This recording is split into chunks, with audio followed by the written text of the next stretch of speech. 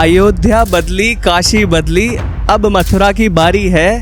राम खड़े धनुष लिए, अब बांसुरी बजने वाली है। पूरी दुनिया में एक सनातनी ऐसा है जिसके भीतर दया है, वरना सारी दुनिया तो देखो अपने त्योहार जब मनाती है तो खून की नदियां बह जाती हैं। बॉलीवुड के लोग गुटखा बेच रहे हैं, बॉलीवुड के लोग दाने दाने में केसर का दम।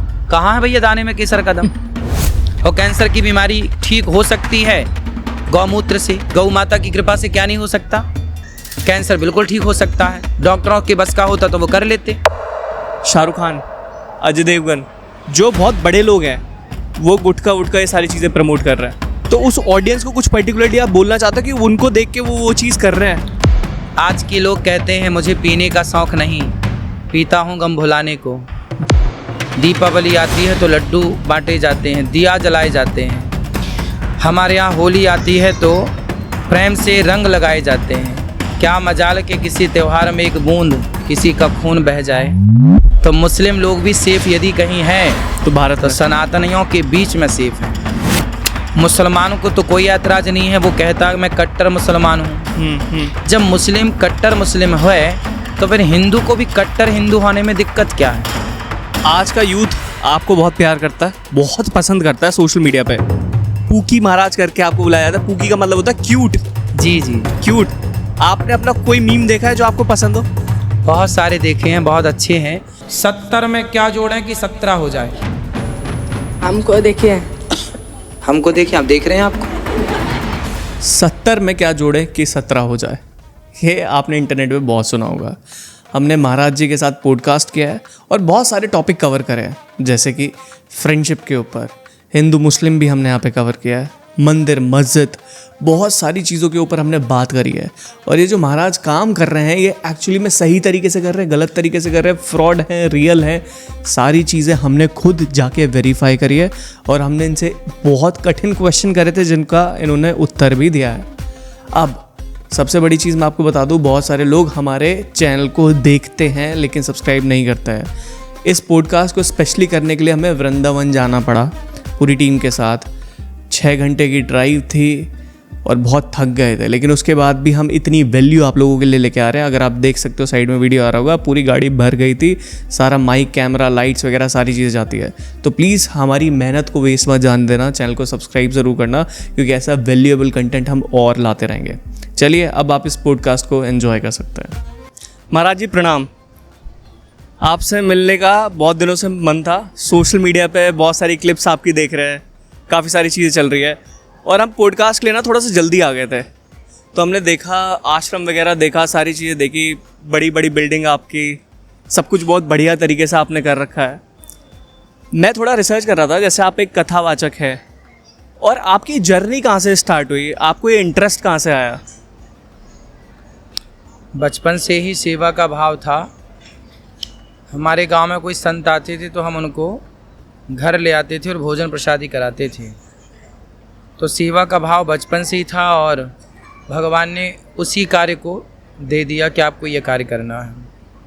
आज समाज की स्थिति ये है कि कुछ लोगों को भरपेट भोजन भी नहीं मिलता। फुटपाथ पे बहुत सारे लोग सोते हैं। तो मुझे लगा कि आए हैं मानव का शरीर लेकर, क्यों ना इन दीन दुखियों की सेवा की जाए। ऐशो आराम की ज़िंदगी तो बहुत लोग जी ही रहे हैं। हमारा समय, हमारा समर्पण इन दीन दुखियों के लिए यदि होगा, तो हमारी मेहनत से यदि किसी को भरपेट भोजन मिल रहा है, तो फिर यही सेवा, ये मानव जाति की सेवा, नर सेवा ही नारायण सेवा है। मुझे लगा कि कुछ लोग मंदिरों में भगवान को देखते हैं, तो मंदिर में भी भगवान है, और ये जो दीन दुखी हैं इनमें भी भगवान है। तो क्यों ना इन दीन दुखियों में ईश्वर को देख लिया जाए और इनकी सेवा की जाए। इस भाव से फिर ये सारा कार्य गौरी गोपाल की सेवा का स्टार्ट हुआ। बहुत बढ़िया।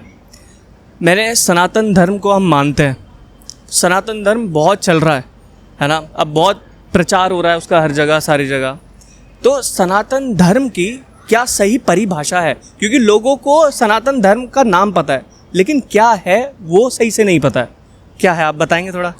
सनातन कहते हैं पुराने को, जिसका ना आदि हो ना अंत हो। सनातन एक पुरानी परंपरा है, प्राचीनता को सनातन कहते हैं।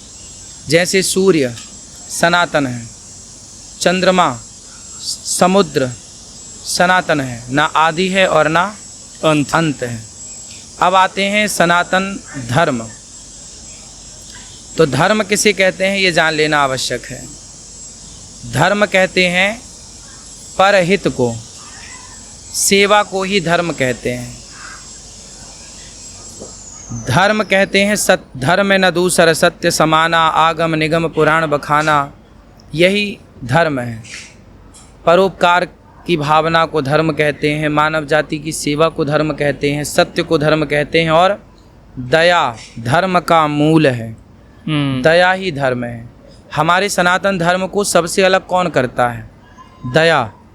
पूरी दुनिया में एक सनातनी ऐसा है जिसके भीतर दया है, वरना सारी दुनिया तो देखो अपने त्यौहार जब मनाती है तो खून की नदियाँ बह जाती हैं। लेकिन एक सनातन है, दीपावली आती है तो लड्डू बांटे जाते हैं, दिया जलाए जाते हैं। हमारे यहाँ होली आती है तो प्रेम से रंग लगाए जाते हैं। क्या मजाल के किसी त्यौहार में एक बूंद किसी का खून बह जाए। तो हमारा त्यौहार दया के लिए है। जीव हमारे यहाँ चींटी को दाना डालने की परंपरा है, पक्षियों को दाना डालने, कुत्ते को रोटी आखिरी, गाय को रोटी पहली, ये परंपरा है। दया ही हमारे यहाँ धर्म माना जाता है। हम कभी किसी का बुरा नहीं चाहते। देखिए ना, अभी बांग्लादेश से वहाँ की मुख्यमंत्री व प्रधानमंत्री शेख हसीना शायद उनका नाम है, तो वो जब वहाँ से उन्हें लगा कि भाई मैं अपने देश में असुरक्षित हूँ अपनों के बीच में, तो पूरी दुनिया में लगभग 40 से अधिक मुस्लिम कंट्रियाँ हैं। सही बात। लेकिन वो महिला जो मुस्लिम थी वो मुस्लिम कंट्री नहीं भाग के गई, पाकिस्तान नहीं गई, वो पाकिस्तान नहीं गई, वो मुस्लिम कंट्री नहीं गई, वो भारत आई, सनातनियों के पास आई, क्योंकि उस मुस्लिम महिला को पता था कि मैं कहीं सेफ हूँ तो सनातनियों के बीच में सेफ हूँ। तो मुस्लिम लोग भी सेफ यदि कहीं हैं तो भारत तो सनातनियों के बीच में सेफ हैं। दुनिया में सनातनी है तो शांति की बातें हैं। सनातनी समाप्त हो जाए, ना रहें तो ये दुनिया आपस में लड़के मर जाएगी। आपने ऐसे जिस तरीके से उत्तर दिया, बहुत अच्छा उत्तर दिया। आजकल ना जो यूथ है, यंग है, वो आजकल ना एक चीज़ को बहुत प्रमोट कर रहे हैं, जो है कट्टर हिंदू, है ना। कट्टर हिंदू को बहुत ज़्यादा प्रमोट किया जा रहा है और यूथ अपने ना बहुत प्राउडली सोशल मीडिया पे लिखता है कि कट्टर हिंदू। अगर आज हमारे बीच में कान्हा जी होते, कृष्ण जी होते, तो वो इस चीज़ को देख के क्या करते, या आपके क्या विचार हैं इस चीज़ के ऊपर? देखना ये चाहिए कि समय की मांग क्या है। अब पाकिस्तान से हिंदू खदेड़े गए, बांग्लादेश से हिंदू खदेड़े गए, कश्मीर से हिंदू खदेड़े गए। मुसलमानों को तो कोई ऐतराज़ नहीं है, वो कहता है मैं कट्टर मुसलमान हूँ। जब मुस्लिम कट्टर मुस्लिम है तो फिर हिंदू को भी कट्टर हिंदू होने में दिक्कत क्या है? भाई डिमांड है आज। हम शांति से मोहम्मद गौरी को कई बार क्षमा किया तो था पृथ्वीराज ने, 7-8 बार। हाँ, लगभग ज़्यादा। अच्छा। मोहम्मद गौरी को पृथ्वीराज चौहान जी ने कई बार क्षमा किया, लेकिन क्या उसने एक बार क्षमा किया? नहीं। इन्होंने तो कई बार छोड़ा। क्या उसने एक बार छोड़ा? इसलिए कट्टर होने की आवश्यकता है। यदि हम सरल बने रहे तो कहीं हमारी सरलता, हमारी सहजता को आने वाली पीढ़ी कहीं कायरता ना कह दे, यार तुम कायर थे। भाग तो गए कश्मीर से, कट्टर होते तो लड़ते, मारते और मरते, भाग के भी क्या पाए? बांग्लादेश से भागे तो भारत आए, पाकिस्तान से भागे तो भारत आए, कश्मीर से भागे तो भारत के कोने कोने में गए। जिस दिन भारत से खदेड़े जाओगे कहाँ जाओगे? सही बात है। इसलिए आज डिमांड है, मांग है समय की कि सनातनियों को कट्टर सनातनी होना चाहिए। कट्टर का मतलब ये नहीं कि हम किसी के गर्दन काट लें। कट्टरता का मतलब ये है कि नहीं जी, हम अब झांसी की रानी बनाएंगे अपनी बेटियों को और शिवाजी बनाएंगे अपने बेटों को। हमारे बच्चों के एक हाथ में गीता होगी और दूसरे हाथ में गांडीव होगा। आप गीता से मान जाएंगे तो हम गीता से समझा देंगे आपको, और नहीं मानेंगे तो फिर गांडीव उठाना हमारी मजबूरी है। अर्जुन को भी तो उठाना पड़ा, क्योंकि वो समय की मांग थी, तो उठाना तो पड़ेगा। नहीं उठाओगे तो द्रौपदी का चीरहरण होता रहेगा। बहुत बढ़िया जवाब आपका। महाराज जी, जब मैं बाहर था ना तो मैं सारी चीज़ें देख रहा था, आपकी सारी चीज़ें ऑब्जर्व कर रहा था, क्या क्या सारी चीज़ें हैं जो आप बोलते हो। इतने लोगों को खाना खिला रहे हैं, ये बन रहा है, आश्रम बन रहा है। आज मैंने देखा और मुझे बहुत खुशी हुई, जो आपके पास दक्षिणा आ रही है ना, वो बिल्कुल सही जगह जा रही है। आप बहुत अच्छा इस्तेमाल कर रहे हो और इतने लोगों की सेवा कर रहे हो, देख के बहुत खुशी हुई। आप मुझे एक चीज़ बताइए, इतना मोटिवेशन आपके अंदर कहाँ से आता है कि आपने इतनी बड़ी बड़ी बिल्डिंग कर दी और लोगों का आप भोजन करा रहे हो, 30,000 लोगों को भोजन करा रहे हो, तो ये इतना मोटिवेशन कहाँ से आता है आपके अंदर? आप जो कह रहे हैं इतनी बड़ी बड़ी बिल्डिंग, ये बड़ी बड़ी बिल्डिंगें नहीं हैं, ये वृद्ध माओं का घर है। एक अभी 285 से अधिक माताएं गौरी गोपाल आश्रम में रह रही हैं। आपने दर्शन किया वृद्ध माओं का? नहीं, अभी नहीं किया। अभी दर्शन आप कीजिएगा जी।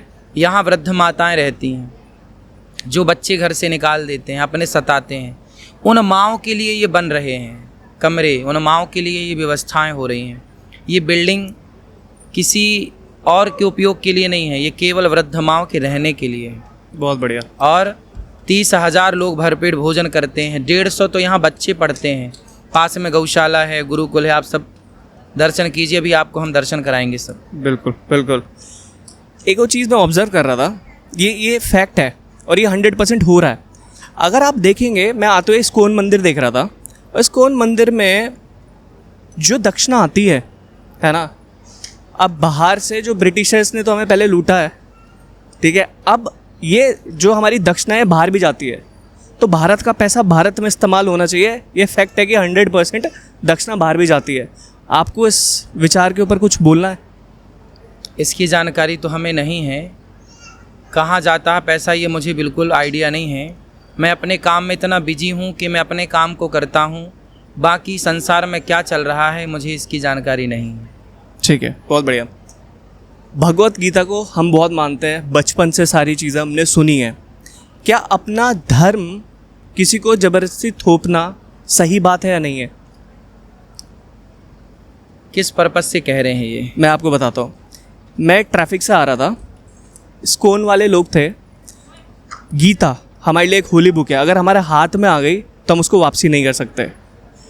अब जब वो हमें किताब ला के हाथ में दे देते हैं और उसकी प्रिंटिंग कॉस्ट 100 रुपीज़ है, 100 रुपये है, तो 500 रुपये मांगते हैं और मना भी नहीं कर सकते हैं। तो ये चीज़ ज़बरदस्ती नहीं है, बल्कि हमारे पास गीता है, जो उसका उचित मूल्य है। देखो, भगवत गीता है, उचित मूल्य है तो वो ली जाए। यदि आपकी क्षमता है और आप नहीं लेना चाहते तो बोल दीजिए कि भाई हमारे पास ऑलरेडी है। यदि आपके पास है तो आप बोल दीजिए कि भाई जिसके पास नहीं आप उसे दीजिए, हमारे पास तो है। आप ये कह सकते हैं। ठीक है महाराज जी, अब एक बढ़िया क्वेश्चन पूछता हूँ आपसे, ठीक है? समझना इस क्वेश्चन को, क्या है समझ जाओगे वैसे आप। अयोध्या बदली, काशी बदली, अब मथुरा की बारी है। राम खड़े धनुष लिए, अब बांसुरी बजने वाली है। सही है। आप क्या बोलना चाहोगे इसके बारे में? अच्छा है, राम जी आए हैं तो कृष्ण लला भी आएंगे। देर से आ रहे हैं पर आएंगे। तो भगवान, देखो हमारे मंदिरों को तोड़ा गया है, अब ये तो तोड़ने वाले भी जान रहे हैं कि भाई हमने तो तोड़ा ही है।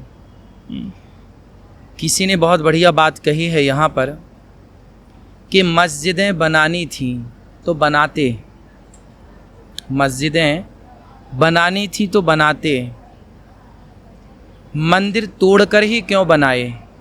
मंदिर छोड़कर भी तो बनाई जा सकती थी। मस्जिदें मंदिर तोड़कर क्यों बनाई? मंदिर तोड़कर क्यों बनाई मस्जिदें? मंदिर छोड़कर भी बना सकते थे। मंदिर छोड़ देते, आसपास और जो जगह थी आप वहाँ बना लेते। देखो, मुस्लिम कौन है? वो भी एक इंसान है। हिंदू कौन है? वो भी एक इंसान है। ईसाई कौन है? हम भूल जाएं कि हम हिंदू, मुस्लिम, सिख, ईसाई, यहूदी इत्यादि, हम सब उस ईश्वर की संतान हैं। सबके दो आँखें हैं, सबके दो पाँव हैं, सबके भीतर लाल रक्त है, सबको दर्द होता है, सबको सुख मिलता है, सबको दुख। ईश्वर ने तो कहीं भेद नहीं किया। तो फिर आज इंसान क्यों इंसानों से इतना लड़ रहा है, क्यों इतना मर रहा है? आपस में इंसान लड़के मरा जा रहा है। मैं हिंदू, मैं मुस्लिम, मैं सिख, मैं ईसाई, मैं यहूदी। अनादि समय से इंसानों का खून बहता आया है मजहब और पंथों के नाम पर। पता नहीं ये दुनिया कब समझेगी और कब ये सीखेगी कि इंसान ने यहाँ आनंद के लिए भेजा। जाओ, 150 साल तो है ही आपके पास, कहाँ 500 साल लेके आए हैं? 500 साल कौन जिंदा है आज? 200 साल भी तो आप जिंदा नहीं रहेंगे ना। इन 50 और 100 सालों में क्यों ना प्यार से रहा जाए। हम आपको प्यार से पुकारें, आप दीन दुखी हैं तो हम आपकी सेवा कर लें, हम दीन दुखी हैं तो आप हमें रोटी दे दें, और इंसानियत की सेवा करें। पता नहीं क्यों ये लड़ाइयाँ कब समाप्त होंगी। अब तो ऐसा लगता है कि जब तक ये धरती है तब तक ये लड़ाई चलती रहेगी। आप हमें मार कर भी क्या पाओगे? तोड़ तो दिया मंदिरों को मुगलों ने, तोड़ कर भी क्या पा लिया? क्या सनातन संस्कृति को मिटा पाए? मंदिर तोड़ दिए, तो क्या मंदिर तोड़ने से हिंदुओं के भीतर जो मंदिर था हृदय में, जो छवि राम की थी, कृष्ण की थी, नारायण की थी, क्या वो हृदय के मंदिर को तोड़ पाए? कभी नहीं तोड़ पाएंगे। इस आस्था को कोई तोड़ पाया है कि ये तोड़ पाएंगे, कि आगे कोई तोड़ सकता है? फिर भी आहत करने का उनका भाव था, उन्होंने आहत किया, परेशान किया। लेकिन इससे मानव जाति, हम आपसे लड़ेंगे तो कुछ घाव तो हमें भी लगेंगे, कुछ आपको भी लगेंगे। जब लड़ाई होती है कुछ हम मरते हैं, कुछ हम मारते हैं। क्यों लड़ाई? और ये लड़ाई है किसके लिए? किसके वर्चस्व के लिए है? इस लड़ाई का अर्थ क्या है? क्या पाना है? पूछा जाए एक बार ये लड़ने झगड़ने वालों से कि तुम लड़कर के भी पाओगे क्या? कहाँ जाके खड़े होगे? क्या कहोगे कि वाह हम खून की नदियाँ बहा कर आए हैं? क्या कहोगे तुम ईश्वर से कि मैं खून की नदियाँ बहा कर आया? अरे लड़ने का, चलो द्रौपदी की साड़ी उतारी गई तो लड़ाई हुई, चलो वहाँ तो दिखता है कि लड़ाई का एक मकसद था, एक उद्देश्य था, अधर्म को मिटाना था। दुर्योधन जैसे अत्याचारी अनाचारी थे, मिटाना था, तो वहाँ की लड़ाई, रावण और राम की लड़ाई हुई, चलो वहाँ तो धर्म और अधर्म दिख रहा है, प्रत्यक्ष है। पर हमने तो आपका कुछ बिगाड़ा भी नहीं था, आपके देश भी नहीं गए थे, आपकी बहन बेटियों को लूटा भी नहीं, आपके घर में चोरी भी नहीं की। आप आए और बिना कुछ किए अपने पद का, आप अपनी ताकत का गलत इस्तेमाल करके मंदिरों को तोड़ दिए। आपने हिंदुओं के मंदिर तोड़े, तो हिंदुओं की गलती क्या थी? क्यों तोड़े? क्या हम तुम्हारे घर चोरी करने गए थे? क्या हमने तुम्हारी बहन बेटियों को गलत निगाहों से देखा था? क्यों मंदिर तोड़ दिए आपने? क्या गलती थी? और तोड़कर हिंदुओं की लाशों पर तांडव करके तुमने पाया क्या? कहाँ बचे अब वो मंदिर तोड़ने वाले? कहाँ है? नामो निशान समाप्त हो गया। राज राजे रहे, ना वो रानी रही, ना बुढ़ापा रहा, ना जवानी रही। अंत में लखपति को ना धेला जुड़ा, हंस जब भी उड़ा तो अकेला उड़ा। ताजी भोजन बने के बने रह गए, कोठी बंगले खड़े के खड़े रह गए, हीरे मोती जुड़े के जुड़े रह गए, हंस जब भी उड़ा तो अकेला उड़ा। खून की नदियों में नहा करके भी क्या पा लिया आपने? लाशों में तांडव करके, नृत्य करके भी क्या पा लिया आपने? जीत करके भी कौन सी जीत पाई आपने?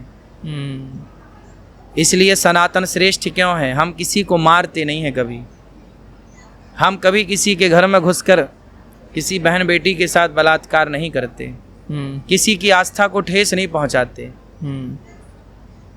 पर हमारी आस्थाओं को ठेस पहुंचाई गई क्योंकि हम सीधे थे, हम सरल थे। हमारी सरलता का, सनातनियों की सरलता का इन मुगलों ने, अंग्रेज़ों ने बड़ा फ़ायदा उठाया।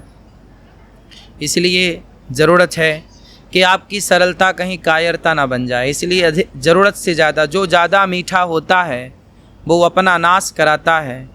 देखो तो मीठे गन्ने को कोल्हू में पेरा जाता है। गन्ना मीठा है, बस यही उसका दोष है, इसलिए कोल्हू में पेरा जा रहा है। तो ज़्यादा मिठास, ज़्यादा सरलता, ज़्यादा सीधापन गलत था।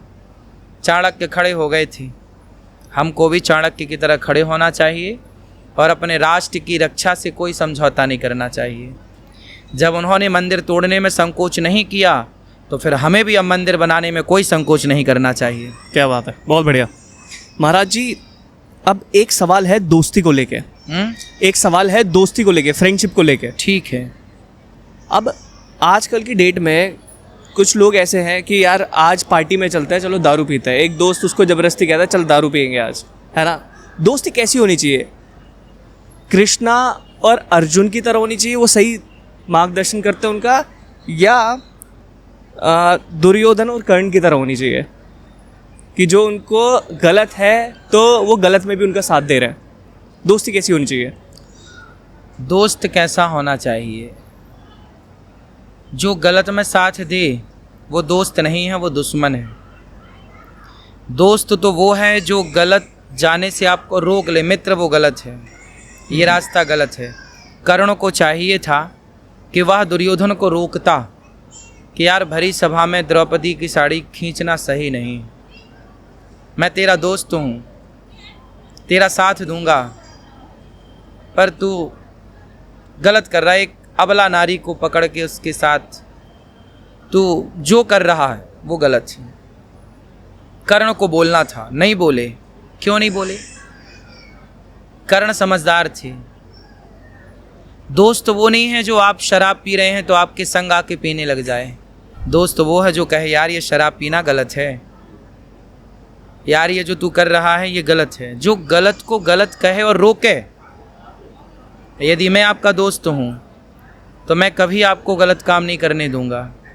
यदि तुम नहीं मान रहे हो, गलत किए जा रहे हो, तो यार अब मैं तुम्हारे साथ नहीं रह सकता। मैं गलत का साथ तो नहीं दे सकता, मैं समझा सकता हूँ आपको। भगवान श्री कृष्ण ने सुग्रीव का साथ दिया जबकि ताकतवर बाली था। राम जी बाली से दोस्ती कर लेते तो रावण को मारना आसान हो जाता, परंतु दोस्ती सुग्रीव से है तो राम जी ने सुग्रीव का साथ दिया है। छिप के मारा बाली को मित्रता के लिए। सामने से मार देते ना तो कहीं बाली शरण में आ जाता कि प्रभु मेरी तो आपसे कोई दुश्मनी नहीं है। राम जी की और बाली की तो कोई दुश्मनी नहीं थी पर्सनल। तो बाली कहता कि आप की शरण में हूँ मैं, आप मुझे क्यों मारना चाहते हो? शरण में आ जाते बाली तो फिर राम जी मारते नहीं, क्योंकि सन्मुख हों ही जीव मही जबहीं, शरणागत कहूँ जे तजहीं, हित अनहित अनुमान, तेनर पावर पाप मैं तेनहि विलोकत हान। शरण में आए हुए को राम जी मारते नहीं। तो राम जी ने छिपके मारा कि मेरे मित्र का वचन रह जाए। लोग यही तो कहेंगे कि राम जी ने छिपके क्यों मारा, कहते रहे। लेकिन यदि बाली शरण में आ गया और मैंने नहीं मारा तो सुग्रीव कहेगा वाह आपने दोस्ती कर ली बाली से। फिर हमारे मित्रता पर उंगलियां उठ जाएंगी। राम और सुग्रीव की मित्रता पर उंगलियां उठेंगी। मित्रता पर उंगली ना उठें। लोग ये उंगली उठाते हैं कि राम जी ने छिपके क्यों मारा, ये उंगली उठाते हैं। राम जी बोले चलेगा, ये सवाल करते रहो आप, लेकिन मित्रता पर उंगली नहीं। मित्र कौन है? राम जी परिभाषा दे रहे हैं मित्रता की। जो ना मित्र दुख हों ही दुखारी, तेनहि विलोकत पातक भारी। जो मित्र के दुख में दुखी हो जाए और मित्र के सुख में सुखी हो जाए वही मित्र है। महाराज जी, आजकल के बच्चों में अगर देखा जाए तो कॉन्फिडेंस नहीं है। अगर आप किसी को बोलोगे माइक पकड़ के एक बारी कुछ बोलने के लिए तो घबरा जाता है। देखा होगा आपने, आप तो इतना वो करते हैं। तो आजकल की यूथ में ना वो कॉन्फिडेंस नहीं है, और आपका कॉन्फिडेंस बहुत तगड़ा है और मुझे बहुत पसंद है। बट एक चीज़ है, जैसे स्टीव जॉब्स वाली वो बात थी सोशल मीडिया पे, वो भी बहुत वायरल हुई जो आपने स्टीव जॉब्स वाली बात बोली। लेकिन आपने जो भी चीज़ बोली कॉन्फिडेंस के साथ बोली। अब ये ऐसा कॉन्फिडेंस कोई अपने अंदर कैसे लेके आ सकता है? देखिए, ये सब डिपेंड करता है आपके अध्ययन पर। जो आप बोलते हैं क्या आपके पास उसका प्रमाण है? यदि आपके पास प्रमाण है, यदि आप पढ़ते हैं, आजकल का यूथ क्या है, मोबाइल चलाता है, शास्त्रों को पढ़ते नहीं हैं, भगवत गीता, रामचरितमानस, महाभारत पढ़ते नहीं हैं। जब पढ़ेंगे नहीं तो ज्ञान सीमित रह जाएगा। आजकल लोग कुएं के मेंढक हैं, जबकि एक कुएं का मेंढक है और एक समुद्र का मेंढक है। दोनों की विचारधारा अलग अलग है। कुएं का मेंढक एक सीमित है। आजकल के लोग सोशल मीडिया से जुड़े हैं, बस उन्हें लगता है सोशल मीडिया में ही जो है बस है, इसके बाहर कुछ नहीं है। गीता, रामायण आज के हजारों साल पहले है ना लिखी गई हैं, लेकिन आज भी वो यूनिक हैं। आज भी वो ज्ञान दे सकती हैं जो ज्ञान समाज में, सोशल मीडिया में भी उपलब्ध नहीं है। तो जैसे आप पढ़ते हैं, अपने ज्ञान के बल पर आपको कॉन्फिडेंस होता है। तो हम जो करते हैं वो अपने पढ़ते हैं, अध्याय स्वाध्याय करते हैं, तो हमें पता है, तो हमें कॉन्फिडेंस, हम जो कह रहे हैं आपको हमें पता है कि हम जो कह रहे हैं वो पढ़ के कह रहे हैं। चलिए, बहुत बढ़िया। महाराज जी, मैं बहुत बाबा से मिला हूँ, है ना। सबका व्यवहार आपकी तरह नहीं होता। आपका व्यवहार है बहुत चंचल, जो दिखता है सोशल मीडिया पे भी और आपसे बात करके भी। ये स्वभाव बचपन से था या धीरे धीरे बना? देखिए, स्वभाव ना हमेशा बच्चों की तरह ही होना चाहिए। जीवन तब परेशान करने लग जाता है जब आप बड़े हो जाते हैं। बिल्कुल सही बात। बड़े मत बनिए, छोटे बनिए। आज सारे लोग आपको कहेंगे बड़े बन जाओ, बड़े बन जाओ। हनुमान जी लंका गए तो बड़े बन कर गए कि छोटे बन कर गए? मसक समान रूप कपिधरी, छोटे। अति लघु रूप पवन सुत लीन्हा। हनुमान जी छोटे बने हैं, बड़े नहीं। काम बड़े बड़े करते हैं पर हैं छोटे। बस यही है, आज के लोग छोटे नहीं बनना चाहते, इसलिए परेशान हैं। हमारे यहाँ कहावत है कि छोटे बछड़े पय पिएं, बड़े हों भूस खाएं। बछड़ा बड़ा हो जाता है तो भूसा खाता है, और बछड़ा छोटा होता है तो दूध पीता है। छोटे बच्चे को माँ बाप का लाड़ प्यार ज़्यादा मिलता है, इसलिए छोटे रहिए, चंचल रहिए, बच्चों की तरह रहिए। बड़े बनकर भी क्या पाओगे? आजकल बड़े लोग बिल्कुल बैठे रहेंगे यूं, किसी से ना बात करना ना कुछ करना। अरे ऐसे स्वभाव का हम करेंगे क्या? पैसे की गर्मी होती है लोगों के अंदर, पैसे की अकड़ होती है लोगों के अंदर। आप पैसे वाले हो सकते हैं, बड़ी बात नहीं है, लेकिन आप पैसे पाकर भी क्या प्रसन्न हो सकते हैं? इसकी गारंटी पैसा लेगा? बहुत पैसे वाले डिप्रेशन में हैं, बहुत पैसे वाले आत्महत्या कर लेते हैं। जिनका हजारों करोड़ का टर्नओवर है वो आत्महत्या कर लेते हैं। आपने सुना होगा, मैंने भी बहुत लोगों के बारे में सुना, बड़े बड़े पैसे वाले, जबकि एक सामान्य व्यक्ति अपने परिवार में खुश है। आजकल का व्यक्ति डिप्रेस क्यों है? क्योंकि वो बच्चा नहीं बनना चाहता, वो बड़ा होना चाहता है। बड़े नहीं, बच्चे रहो, छोटे छोटे बच्चों के संग खेलो, छोटे बच्चों के साथ समय व्यतीत करो, थोड़ा हंसो, थोड़ा मुस्कुराओ। चंचलता आपके जीवन को लंबा करेगी। आप जितने चंचल होंगे, जितना खुशी मिजाज के होंगे, प्रसन्न मिजाज के, आपकी आयु उतनी लंबी होगी। आप बीमारियों से बचेंगे। और आप बस बंदर की तरह मुंह बना के बैठे हैं, तब तो बैठे रहिए, बने रहिए बड़े। बड़े बन के भी क्या पा गए? बहुत बड़े आदमी हैं बिल गेट्स, पत्नी छोड़ के चली गई, व्यापार चलाना सीख गए, परिवार चलाना ना सीख पाए बिल गेट्स। क्यों? व्यापार चलाना अलग विषय है, परिवार चलाना अलग विषय है।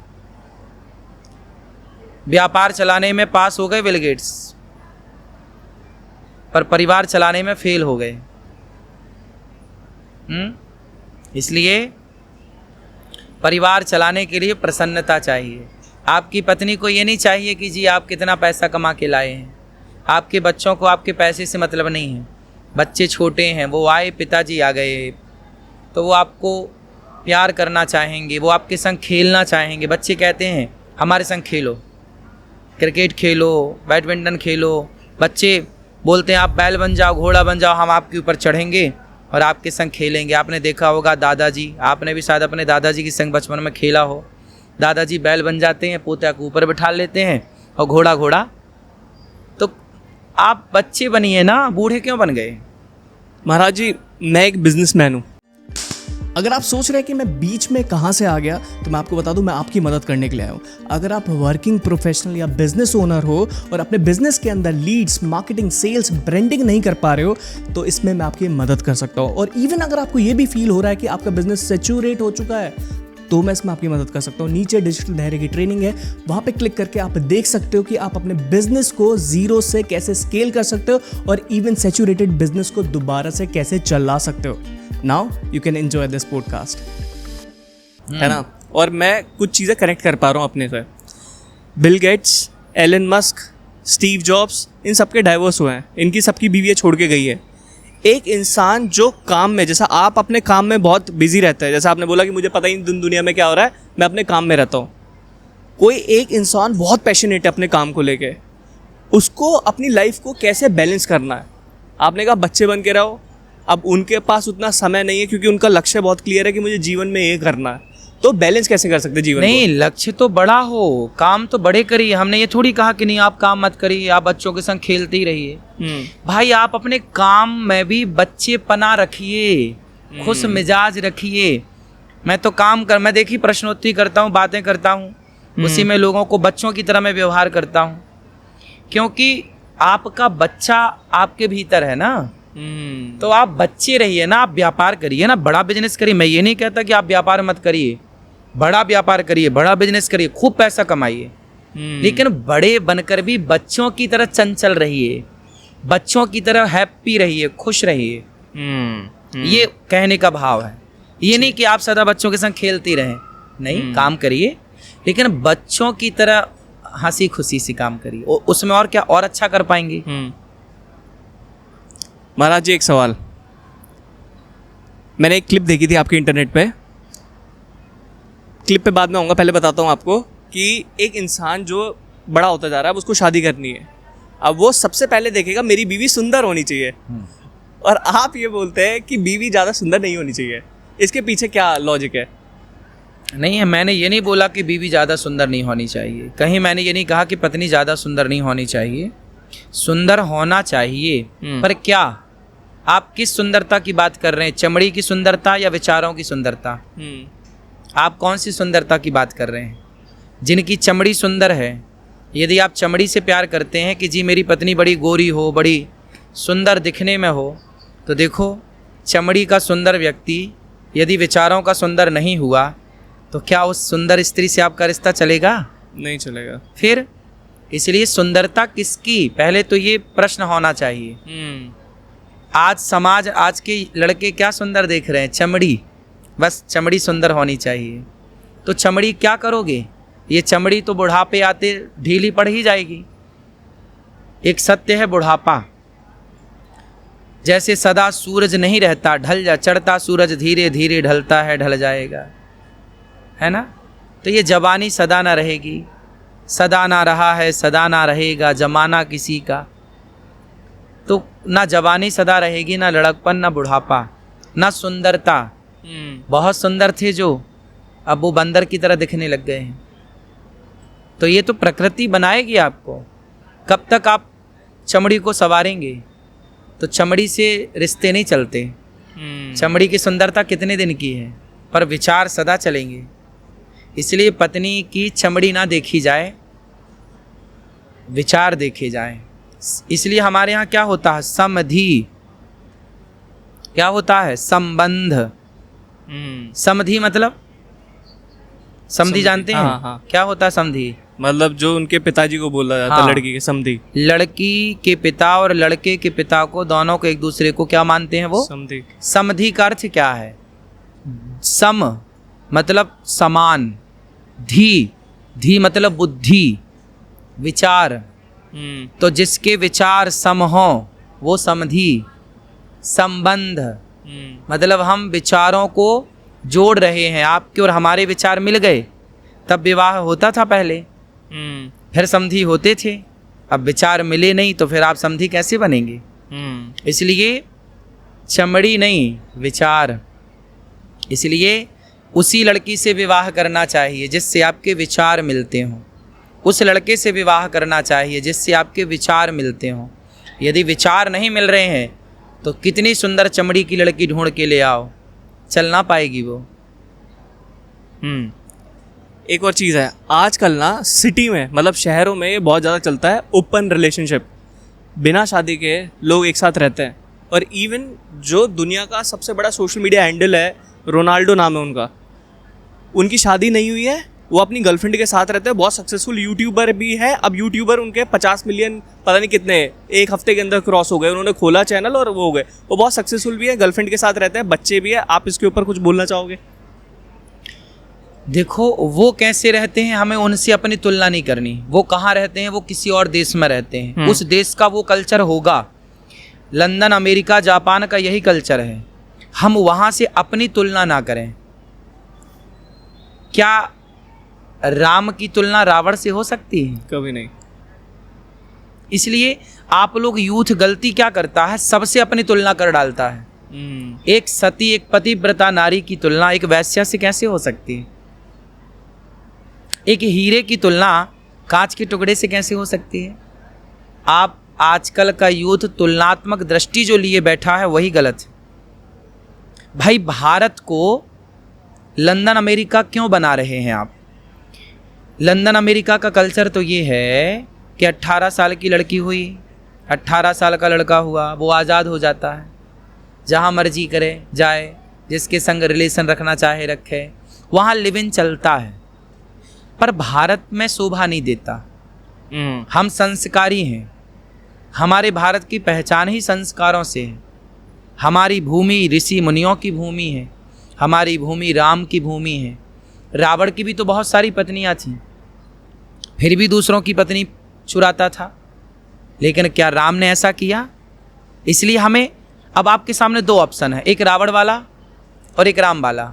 अब ये आपको चुनना है कि आपको राम के रास्ते पर चलना है या रावण के रास्ते पर। रोनाल्डो हैं, विवाह नहीं किए और रहते हैं, एक वो हैं, और एक हमारे भारत का एक सदगृहस्थ है जो विवाह करके अपनी पत्नी के साथ धर्म के अनुसार विवाह करके उसके संग रहकर अपना जीवन गुजार रहा है। आपके दादाजी, आपकी दादी, आपके नाना, आपकी नानी ये रोनाल्डो की तरह रहे हैं क्या? नहीं। इन्होंने विवाह किया और परिवार में रह करके इन्होंने अपने जिम्मेदारियों को पूरा किया। आप बहुत पैसे वाले हैं, इससे हम क्या करें? क्या पैसे वाली तो वैश्या भी होती है, और एक झोपड़ी में रहने वाली एक स्त्री जो बड़ी पतिव्रता है, तो भले वो झोपड़ी में रहती है, लेकिन उस पतिव्रता की बराबरी वो वैश्या कभी नहीं कर सकती, है ना। इसलिए राम और रावण को एक तराजू में नहीं तौल सकते। सोने को और लोहे को एक तराजू में तो नहीं तोला जा सकता ना। तो भारत के गृहस्थ को और रोनाल्डो को एक तराजू में तौलना, यही आज के युवाओं की गलती है। भाई रोनाल्डो एक विदेशी व्यक्ति है, उनका कल्चर यही है, उनके यहाँ तो ये जायज होगा, पर हम भारतीय हैं। हमारे भारत में लिव इन में तो कुत्ता बिल्ली रहते हैं, लिव इन में तो कुत्ता बिल्ली रहते हैं।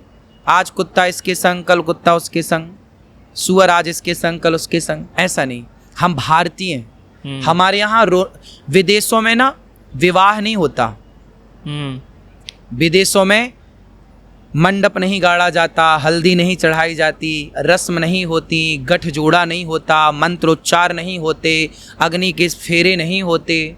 क्या विदेशों में ऐसा होता है? नहीं होता। हमारे यहाँ विवाह होता है तो अग्नि साक्षी होती है, 7 हमारे यहाँ फेरे होते हैं, हमारे यहाँ वेद मंत्र पढ़े जाते हैं, मंत्रों के द्वारा, वेद के द्वारा आप एक रिश्ते में जुड़ते हैं। इसलिए हमारे यहाँ पत्नी को बोला जाता है धर्म पत्नी, ये मेरी धर्म पत्नी है। रोनाल्डो के देश में धर्म पत्नी नहीं बोला जाता, क्योंकि वहाँ धर्म पत्नी कोई है ही नहीं, धर्म से हुआ ही नहीं। इसलिए वहाँ की तुलना भारत से करना ये यूथ की गलती है। सबसे अपनी तुलना क्यों? भाई होगा रोनाल्डो पैसे वाला, होगा अमेरिका पैसे वाला, लेकिन भारत चरित्रवान है। राम चरित्र सुनवे को रसिया, स्वामी विवेकानंद जी से कहा था एक स्त्री ने, घटना अमेरिका की ही है, कहा था कि आप बहुत सुंदर हैं, आपके द्वारा मुझे एक बेटा मिल जाए तो वो भी आपकी तरह यशस्वी विवेकानंद कहलाएगा। स्वामी जी अवाक रह गए, क्या कह रही हो? वो बहुत सुंदर थी, गोरी थी।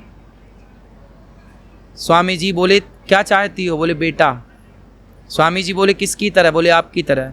स्वामी जी बोले पता नहीं मेरी तरह बेटा आपको मिलता है कि नहीं, कब होगा कब नहीं होगा। यदि बेटा चाहिए मेरी तरह तो आज से मैं आपका बेटा, तुम मेरी माता। चरणों में गिर पड़े स्वामी विवेकानंद जी, बोले आज से तुम मेरी माँ हो, मैं ही तुम्हारा बेटा हूँ। और वो चाहती क्या थी? वो अलग दृष्टि से देख रही थी स्वामी विवेकानंद जी को।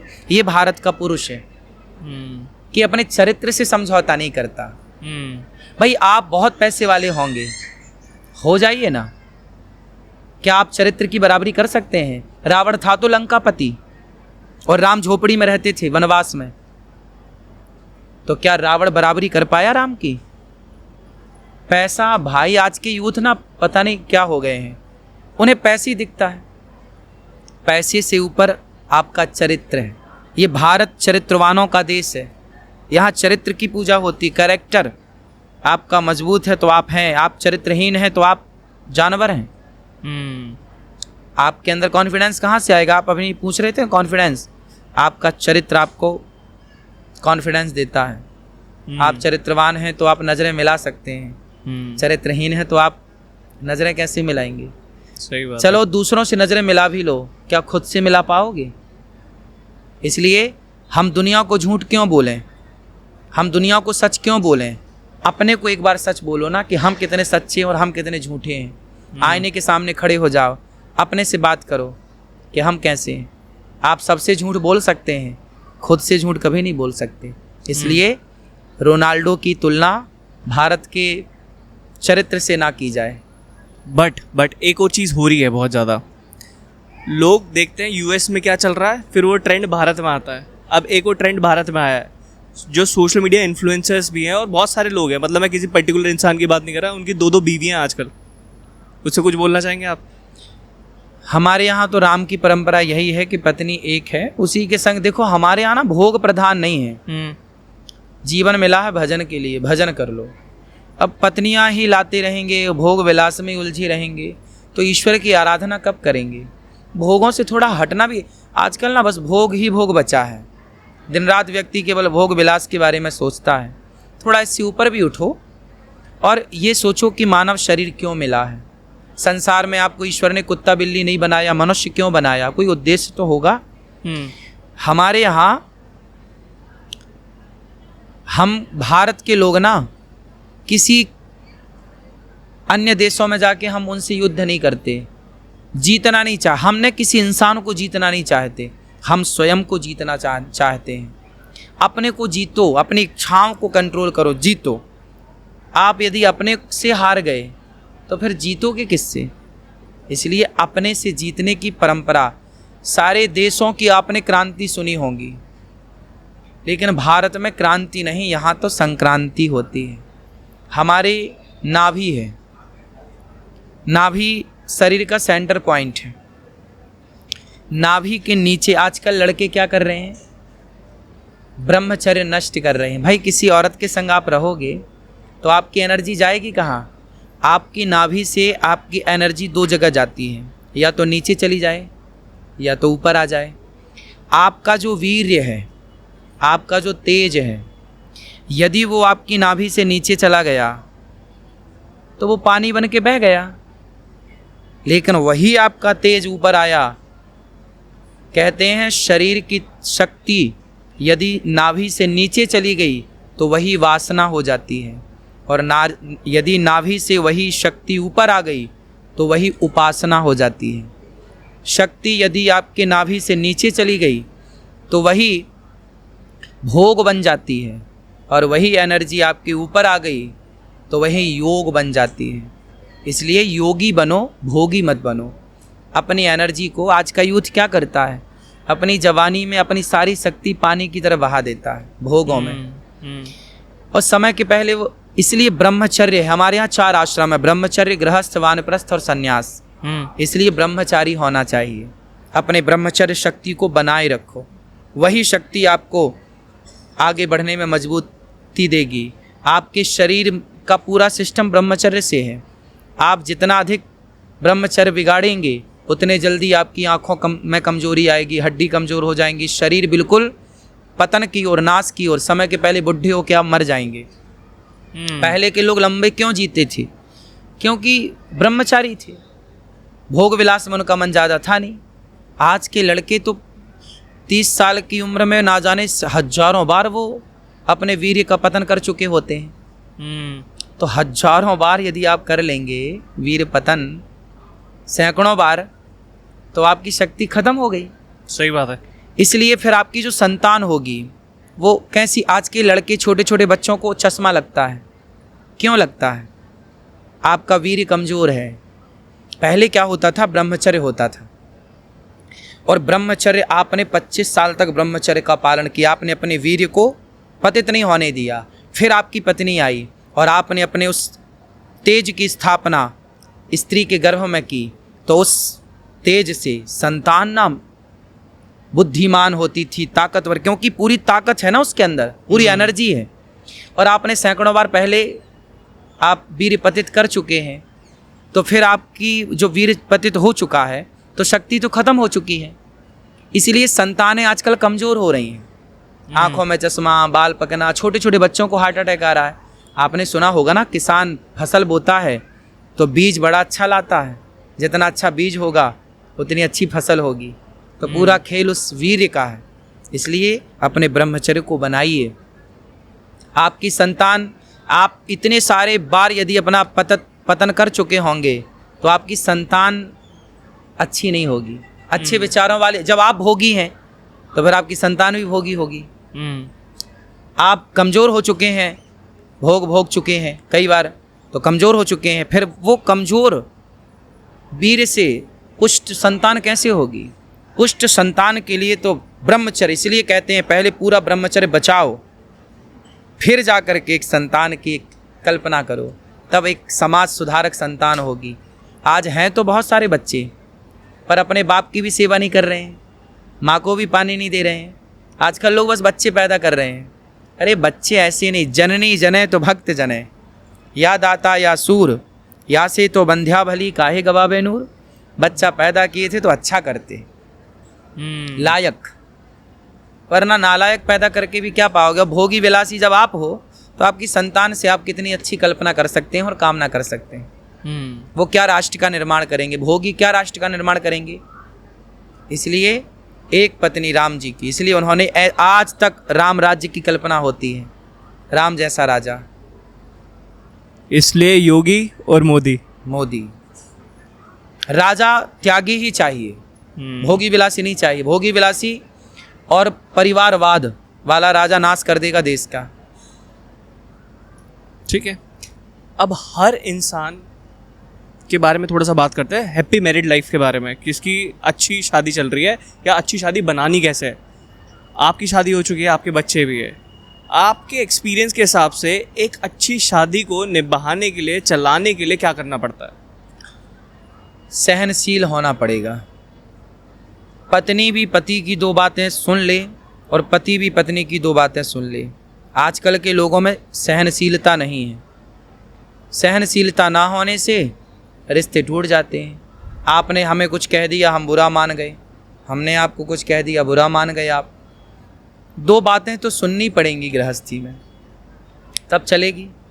इसलिए सहनशील, पत्थर भी हथौड़े की चोट सहता है बार बार, तब जाकर वो पत्थर मूर्ति बनता है और मंदिर में पूजता है।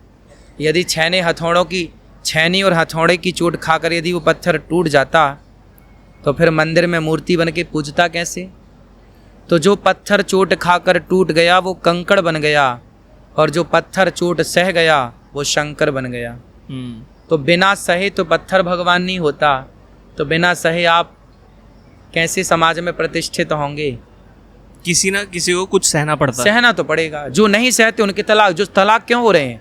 सहते नहीं इसलिए तलाक हो रहे हैं। सह जाएं एक दूसरे को, और शादी के पहले खूब विचार करना चाहिए। शादी के पहले खूब मंथन करना चाहिए, खूब पड़ताल करनी चाहिए। जीवन भर का सवाल है कि ये लड़की हमारे योग्य है कि नहीं, ये लड़का हमारे योग्य है कि नहीं। ना पसंद हो, जरा भी गड़बड़ दिखे, बिल्कुल कैंसिल कर दो। उसके लिए तो बॉयफ्रेंड गर्लफ्रेंड होना पड़ेगा फिर। बॉयफ्रेंड गर्लफ्रेंड नहीं, इसलिए हमारे यहाँ आप लोग ना आज की तरह सोचते हैं। आपके पुराने लोग जितने साइंटिफिक थे ना, आप लोग नहीं हैं। एक सवाल अभी इसको हाँ, पूरा कर दूं। बताइए। पहले के लोग बहुत साइंटिफिक थे। कैसे थे? पहले विवाह कहाँ होता था? पहले विवाह लोग करते थे वहाँ जहाँ जानकारी होती थी। जैसे आपकी बेटी है या आपका बेटा है और विवाह करना है, तो आप किसे देखते थे? अपने दोस्त के लड़कों को देखते थे, जो आपके फ्रेंड सर्कल हैं, जिनको आप जानते हैं, जिनके बारे में आप बचपन से जानते आए हैं, सुनते आए हैं, समझते आए हैं। जो आपके गांव का है या आपके जान परिचित में कोई है जो उनकी पहचान की वो लड़की है या लड़का है, वो कहता है यार मैं इस लड़की को तो बचपन से जानता हूँ, बढ़िया है। मैं इस लड़के को तो बचपन से जानता हूँ, बढ़िया है।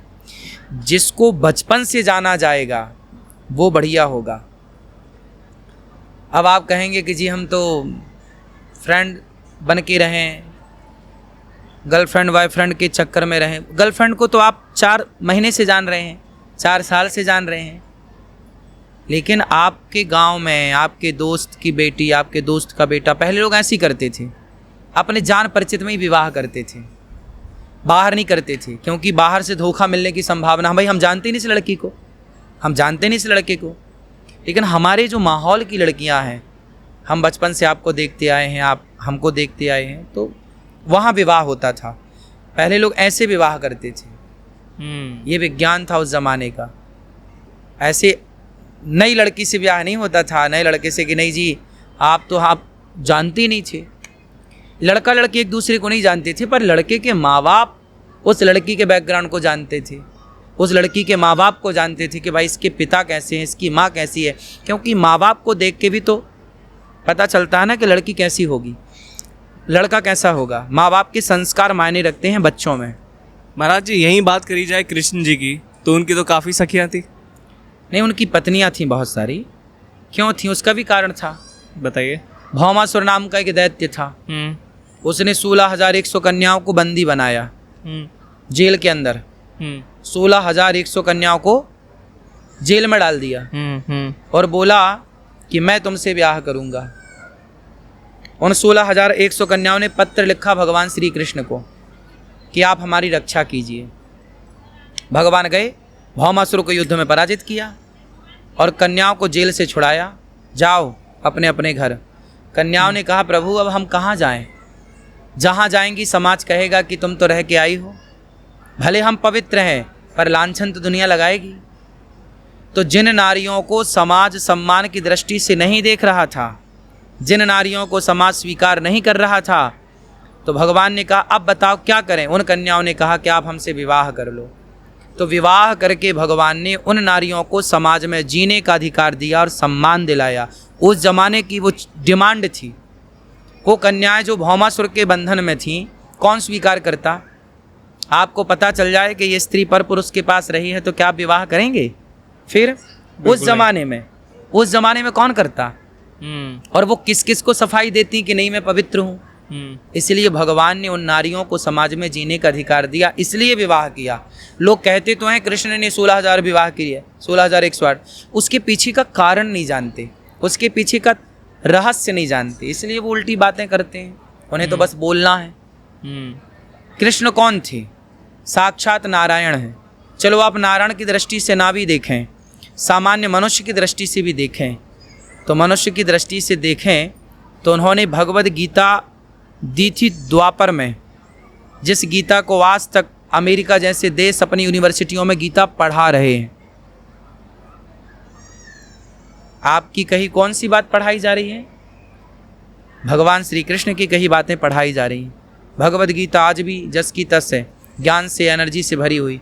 वो कृष्ण जिन्होंने एक उंगली से गिरिराज जी उठाया है, एक उंगली से पहाड़। आपकी हिम्मत है तो उठा लो, फिर आप भी कर लेना 16,000 ब्याह। अरे वो कृष्ण है, वो भगवान है ना। सबके लिए सब चीज़ें नहीं हैं। जो इतना समूह खोल के पूरा ब्रह्मांड दिखा सकते हैं, उनके लिए कुछ भी असंभव नहीं है। अग्नि पी गए, भागवत जी में लिखा कृष्ण अग्नि पी गए। तो बाकी पहलुओं को भी तो देखो। कि केवल विवाह के पहलू को आप देख के एक निर्णय दे देंगे, नहीं जी ये क्या है, भगवान ऐसे कैसे हैं। आगे पीछे के पहलू को भी तो जानना चाहिए। जी।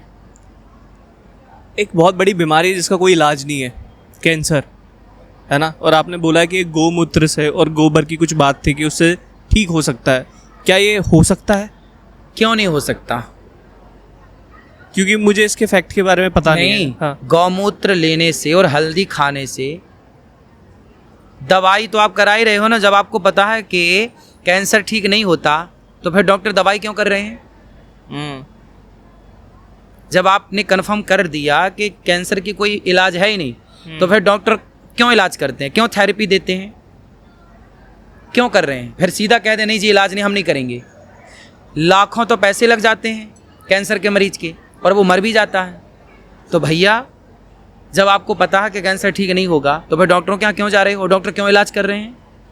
तो हम तो कह रहे हैं कि गौ माता का गौमूत्र पी लो और हल्दी खा लो।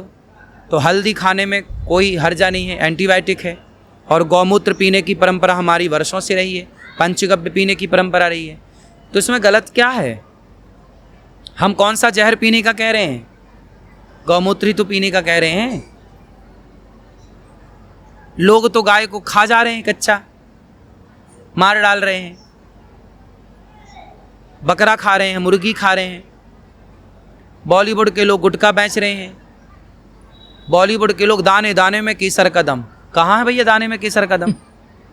कहाँ है दम? सही बात, ये केसर का दम है कि केवल बेवकूफ़ बनाया जा रहा है? आप बताइए। बेवकूफ़ बनाया जा रहा है, सबसे बड़ी चीज़ है बेवकूफ़ बनाया जा रहा है। बिल्कुल। लेकिन समाज वो नहीं कह रही है जी आप क्यों गुटखा बेच रहे हैं, क्यों गलत चीज़ों का प्रचार कर रहे हैं, क्यों जंगली रमी का प्रचार कर रहे हैं, क्यों बच्चों को जुआ की लत डलवा रहे हैं। कितने बच्चे बर्बाद हो गए जुआ खेल खेल के। तब कोई नहीं रोकने जाता। मैंने कह दिया कि गौमूत्र पी लो तो आप कह रहे हैं कि जी कैसे हो सकता? क्यों नहीं हो सकता भाई? गौमूत्र ही तो पीने का कह रहे हैं। कौन सा हम जहर पिला रहे हैं? और कैंसर की बीमारी ठीक हो सकती है गौमूत्र से, गौ माता की कृपा से। क्या नहीं हो सकता? हल्दी एंटीबायोटिक है, आप लो हल्दी 2 चम्मच रोज सवेरे, 2 चम्मच शाम को। हल्दी की मात्रा ज़्यादा कर दो, गौमूत्र की मात्रा ज़्यादा कर दो। यदि एंटीबायोटिक है बिल्कुल हो सकता है, क्यों नहीं हो सकता? कैंसर बिल्कुल ठीक हो सकता है। डॉक्टरों के बस का होता तो वो कर लेते। और ऑप्शन भी तो नहीं है, आप बताइए ना। जिसको कैंसर है वो क्या करे? तो भैया हल्दी और गौमूत्र ले ले, इससे तो पैसे भी तेरे बचेंगे। जो डॉक्टरों को तू थेरेपी में लाखों देगा। और ठीक होना होगा तो इसी से हो जाएगा, नहीं होना होगा तो अंत में तो मरना है ही है। तो डॉक्टर मार ही डालेगा। कौन सा तुम इलाज करा के अमर हो जाओगे? एक चीज़ में बहुत फ़र्क है आप में और बॉलीवुड में। आप लोगों को अच्छी चीज़ें बता रहे हो और वो जिनके पास बड़ा इन्फ्लुएंस है, मुट्ठी में बहुत ऑडियंस है, शाहरुख खान, अजय देवगन, जो बहुत बड़े लोग हैं, वो गुटखा वुटखा ये सारी चीज़ें प्रमोट कर रहे हैं। तो उस ऑडियंस को कुछ पर्टिकुलरली आप बोलना चाहते हो कि उनको देख के वो चीज़ कर रहे हैं? इससे अच्छा सत्संग सुने। देखिए हमारा देश ना 700 साल तक गुलाम रहा। 500 साल मुगलों की गुलामी, 200 साल अंग्रेज़ों की गुलामी लगभग। जितना अंग्रेज़ों ने और मुगलों ने भारत को क्षति पहुंचाई है 700 सालों में, उससे कहीं ज़्यादा क्षति बॉलीवुड ने 70 साल में पहुंचा दी सनातन संस्कृति को। आज हमारी बहन बेटियां जरा जरा से कपड़े पहन के घूमती हैं और आप कहो कि जी पूरे कपड़े पहन लो तो कहती हैं कि आप अपनी सोच बदलो। ये बीमारी कहाँ से आई? बॉलीवुड से आई।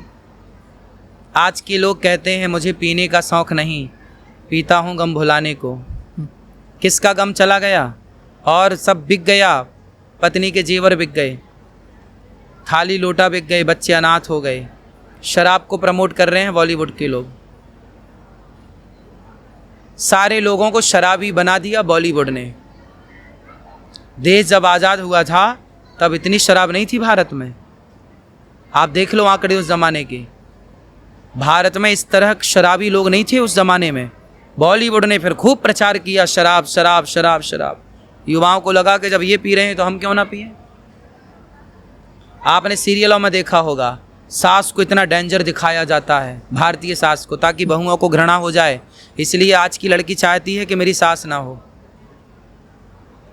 मानो ना मानो, ये बॉलीवुड ने तरीके से क्षति पहुंचाई है सनातन को, बड़ी प्लानिंग के साथ। आश्रम पिक्चर बना दी। मानता हूं। पिक्चर क्यों बना दी? आश्रम पिक्चर जो देखेगा वो संतों से नफरत करने लग जाएगा, और संतों से नफरत करेगा तो युवा इनकी तरफ खिंचा चला जाएगा, और जब इनकी तरफ जाएगा तो ये लोग अपना गुटखा बेच पाएंगे, शराब बेच पाएंगे, जंगली रमी बेच पाएंगे। और कहीं युवा संतों की तरफ आ गया तो इनकी दुकानदारी बॉलीवुड वालों की बंद हो जाएगी। इसलिए डर के मारे ये संतों को बदनाम करने के लिए आश्रम जैसी मूवियाँ लॉन्च करते हैं। ये युवा समझते नहीं। आपने एक चीज़ बोली थी कि गाय के यहाँ पे ऐसे हाथ फेरने से ब्लड प्रेशर कंट्रोल होता है। हाँ, ये होता है ऐसा? क्यों नहीं होता? आप देख लीजिए किसी को ब्लड प्रेशर की दवाई। अब देखो बात क्या है, आप टैबलेट खा रहे हैं और खा खा के मर रहे हैं। गाय के बीच में जो देखो, गाय साइंटिफिक समझो ना इसको। पहले के लोग जंगल में क्यों रहते थे? गाय को देखो, गिलहरी को देखो, चिड़िया को देखो, पेड़ पौधों को देखो, क्या मिलती है? आप नेचर को देखते हैं, क्या शांति मिलती है कि नहीं? बहुत शांति मिलती है। फिर जब आप किसी पार्क में जाते हैं, गायों को देखते हैं, आप बहुत सारे पशु पक्षियों को, चिड़ियों को चहकते हुए सुनते और देखते हैं, आप अपने आप बिल्कुल आपका चित्त शांत होता है। और जहाँ शांत होगा वहाँ ब्लड प्रेशर नॉर्मल हो जाएगा। ये साइंटिफिक है ना। गाय के पास जो समय व्यतीत करेगा, जो गाय को हाथ फेरेगा, प्यार करेगा, वो टेंशन फ्री हो ही जाएगा। गाय के अलावा कोई और जानवर भी हो सकता है, जैसे कुत्ता? आप गिलहरी को देखो, आप गिलहरी को देखो, चिड़िया को देखो, जंगल में पेड़ पौधों को देखिए, अपने आप केंद्रित कर दीजिए अपनी दृष्टि, अपने आप आपका ब्लड प्रेशर नॉर्मल होने लग जाएगा। ब्लड प्रेशर हावी क्यों होता है?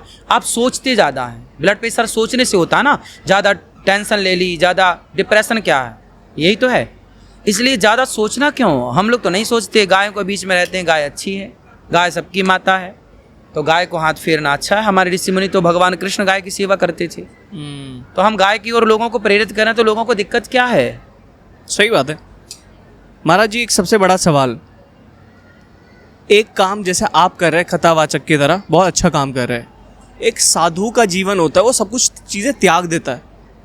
किस लिए त्यागता है? क्या ऑब्जेक्टिव होता है? क्या मोक्ष ऑब्जेक्टिव होता है, या क्या वो होता है? वो जीवन क्या है? वो जीते जी मोक्ष की बातें हमारे यहाँ कही गई हैं।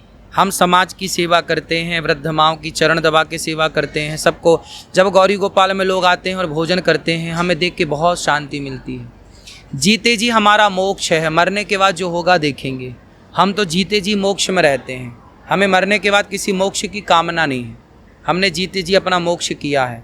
हम कोई गलत काम नहीं करते, गलत रास्ते पर नहीं चलते, सही राह पर चलते हैं, मेहनत करके कार्य करते हैं। हमारा जीते जी मोक्ष है। मरने के बाद हमें किसी मोक्ष की कामना नहीं है। जीते जी मोक्ष है तो मरने के बाद होगा, फिर ठीक करेंगे ठाकुर जी। मैं आपकी चीज़ें समझ गया, लेकिन जो साधु होते हैं वो सब कुछ चीज़ें त्याग देते हैं, जैसे अपना घर परिवार सारी चीज़ें। और साधु हमारे यहाँ दो प्रकार के होते हैं, एक विरक्त साधु, एक गृहस्थ साधु। तो हम गृहस्थ में रहते हैं।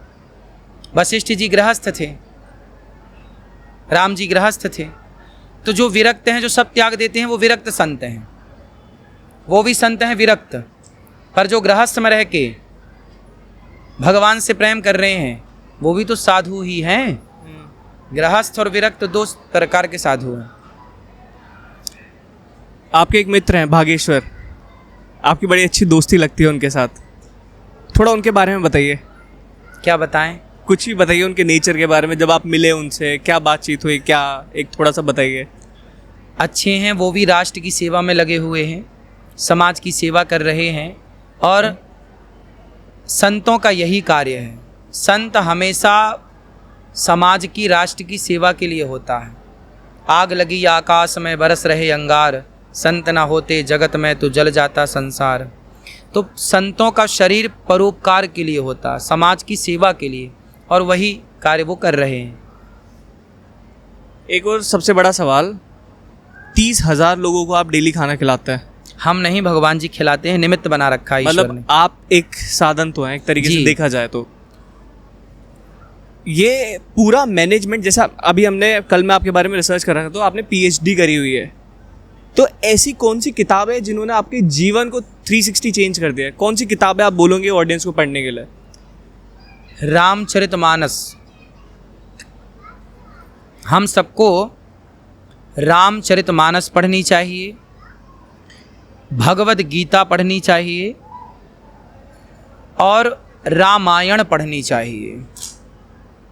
फिर तो ग्रंथ जितने आप पढ़ लो, दर्शन पढ़ लो, वो आप अधिक से अधिक। एक और सवाल, आप बोलते हो कि 7 दिन के अंदर अगर आपके पास आ जाए तो आप उसका डिप्रेशन दूर कर सकते हो। बड़े बड़े डॉक्टर का दिमाग खराब हो जाता है, वो नहीं कर पाते। आप ऐसा क्या करोगे कि इसका डिप्रेशन दूर हो जाएगा? आप भेज दीजिए किसी को। प्रत्यक्ष को प्रमाण की कहाँ आवश्यकता है। हमारे सामने लाखों एग्जाम्पल, एक दो नहीं, लाखों। हाँ, जो लाखों लोग डिप्रेस थे, परेशान थे, आत्महत्या करने की सोच रहे थे, पर कथा सुनने के बाद जीवन में खुशियाँ और आनंद बरस गया। आप किसी को ले आइएगा ना, प्रैक्टिकल कर लीजिएगा। कोई बड़ा डिप्रेशन में वो ला के बिठा दीजिए 7 दिन, 7 दिन बाद वो चंगा हो जाएगा। वृंदावन में ऐसा क्या स्पेशल है जो और जगह नहीं है? पूरा वृंदावन ही स्पेशल है। ये भगवान की क्रीड़ा स्थली रही है। भगवान की प्रत्येक लीला इसी धाम में हुई हैं, तो ये भगवान की याद दिलाने वाली भूमि है। जब आप यहाँ आते हैं तो आपको ये महसूस होता है, हमें महसूस होता है कि हम भगवान की गोद में बैठे हैं। ये वृंदावन भगवान की गोद है और हम उस गोद में विराजे हैं। वृंदावन मतलब भगवान का धाम, ये बैकुंठ है, ये मान लीजिए आप।